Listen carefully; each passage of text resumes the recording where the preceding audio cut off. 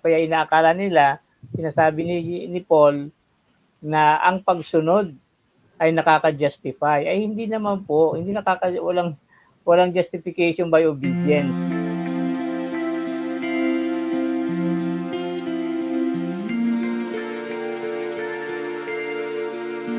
Ginagamit kasi yung Romans 2:13 para sabihin, kasi sinasabi ng Romans 2:13, hindi yung nakikinig sa salita ang aariing ganap, kundi yung sumusunod, sumusunod sa salita, yun ang aariing ganap. Kaya inaakala nila, sinasabi ni Paul, na ang pagsunod ay nakaka-justify. Ay hindi naman po, walang justification by obedience, ano.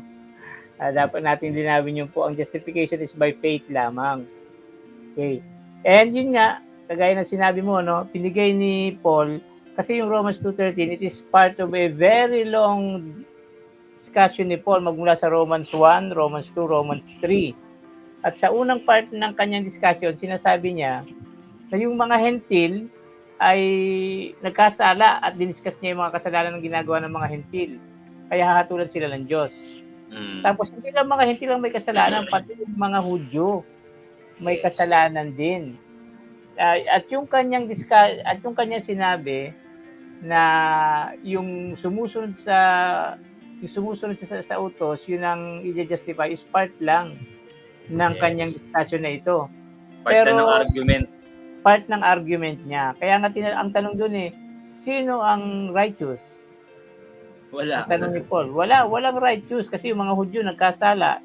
Yung mga hentil nagkasala. There is no one righteous. Yun ang conclusion sa Romans 3:10, ano? Yeah. And then yung kasunod na sinabi niya, dahil walang magiging righteous sa magitan ng mga gawa sa Romans 3:20.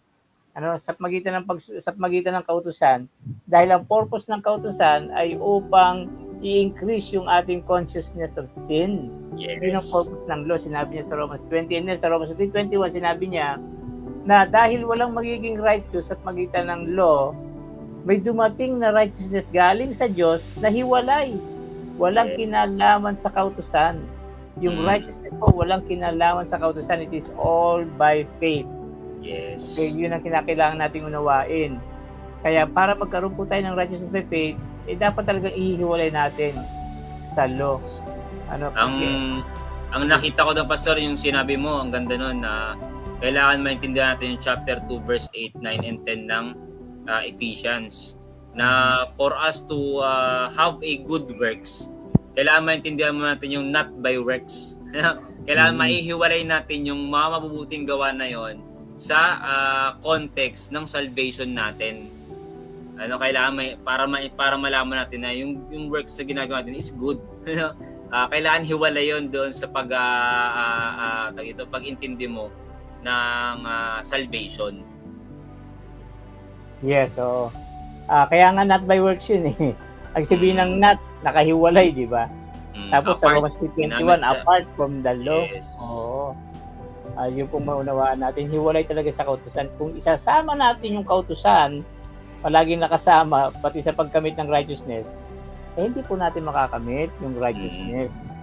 Yes. And yun nga, sinabi rin ni Paul yun sa sa Philippians 3, para makamit ko yung righteousness according to faith, dapat ariin kong basura yung pagsunod sa utos.